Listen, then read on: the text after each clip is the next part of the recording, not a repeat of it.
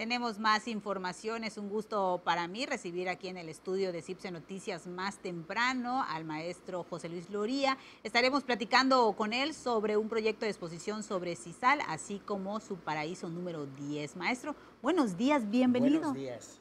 Qué gusto que esté con nosotros, maestro, como siempre. Igualmente, muchas gracias. Pues platíquenos porque tiene este proyecto de Sisal, pero también otros proyectos que nos va a comentar ahorita, ¿verdad? Así es, estoy ahorita en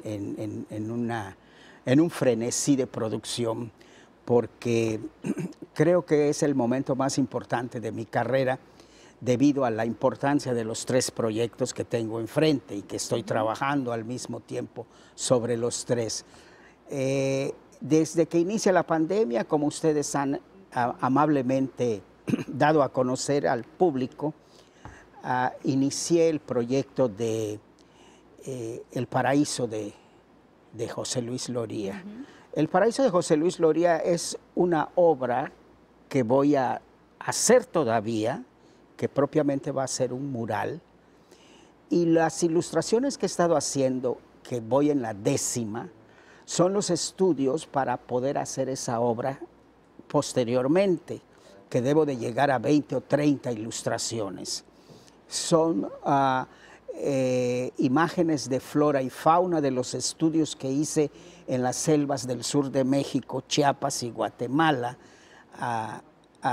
en los años 80, que retomo para crear un paraíso con una gran cantidad de aves, como contrapeso a la cuestión de la pandemia y de todo lo que hemos estado viviendo. Eso es en cuanto al proyecto este.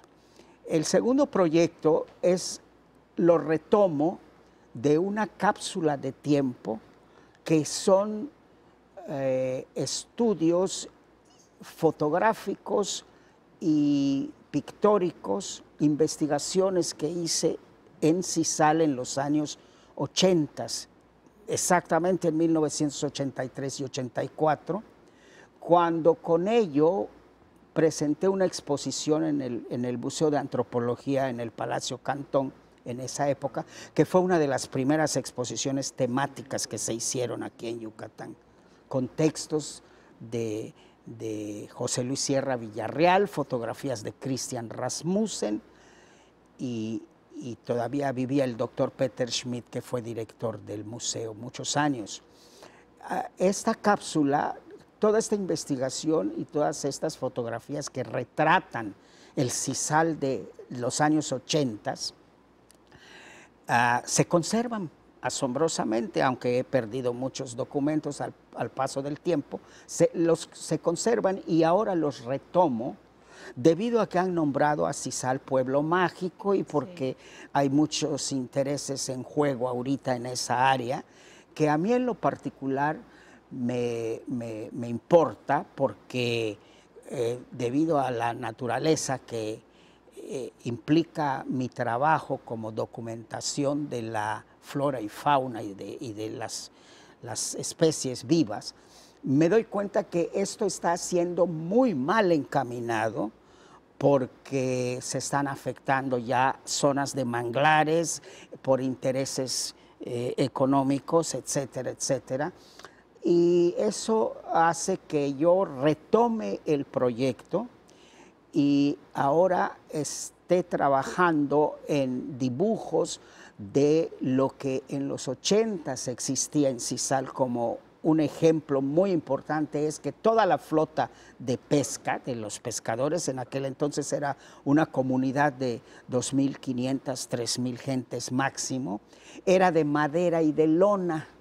Eran escenas casi como las que podemos observar en el río Nilo en Egipto. Esos barcos de vela y botes de madera desaparecen al año o 2 años que yo dejo Sisal y que hago la exposición en el Cantón en el 84. En este dibujo, por ejemplo, que tenía ya las velas rotas, era porque ya no conseguían la lona para sus velas, entonces tenían que empatar y así, etcétera.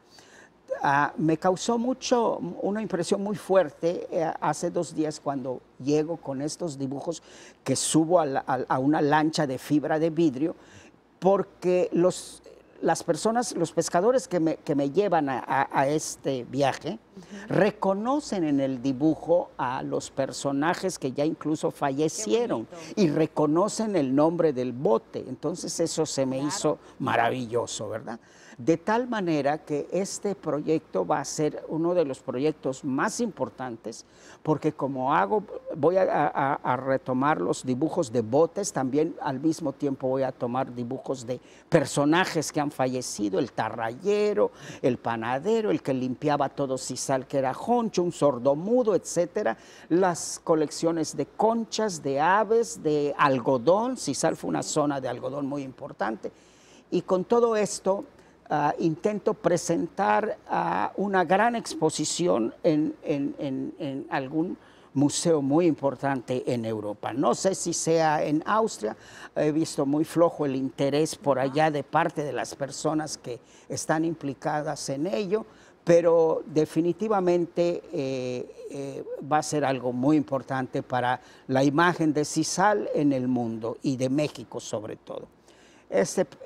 El siguiente proyecto es sobre serpientes emplumadas, que es resultado de mi experiencia en China cuando traigo a Yucatán los patrones de los dragones chinos y hago una exposición en el Macay.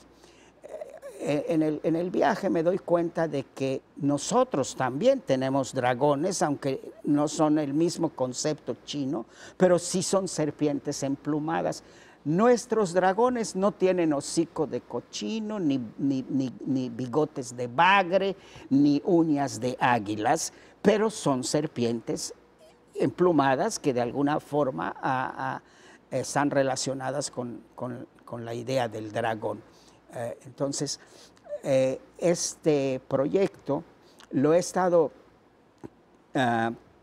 platicando y conversando por muchos años con el famoso arqueólogo Alfredo Barrera Rubio, y finalmente lo empiezo ya a aterrizar. Una pieza está en China, que es resultado de un códice, es una serpiente que aparece en un códice y que yo escalo a una dimensión de casi 4 metros. La otra está ahorita en Viena, se va a inaugurar en octubre una exposición que hay allá, que no tengo información todavía, realmente ha sido muy escasa la información sobre ello, pero que de alguna manera está relacionada con los 500 años de la caída de Tenochtitlán y que se está celebrando en diversos lugares. Este proyecto es de una gran importancia también para la imagen de México, porque voy a trabajar las imágenes de las serpientes que se encuentran en la cerámica, en los edificios o la arquitectura, por ejemplo, las serpientes que bajan en las escaleras de Chichén Itzá, en los murales como Bonampak, Cacaxtla, figuras que aparecen en Palenque, todas relacionadas con serpientes. O sea que la idea es terminar una colección de 60, 70 obras en gran formato, como lo hice con los gatos, y que permitirá en unos 2, 3 años al público percibir por la dimensión de la obra, de alguna manera, cuál era ese mundo precolombino de todas estas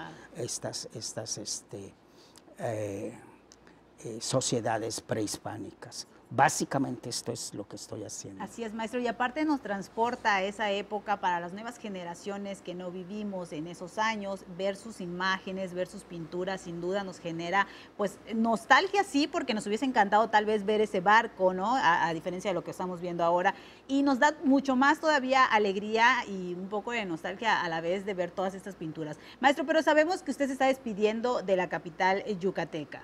Así es, me estoy yendo es una especie de autoexilio consciente, porque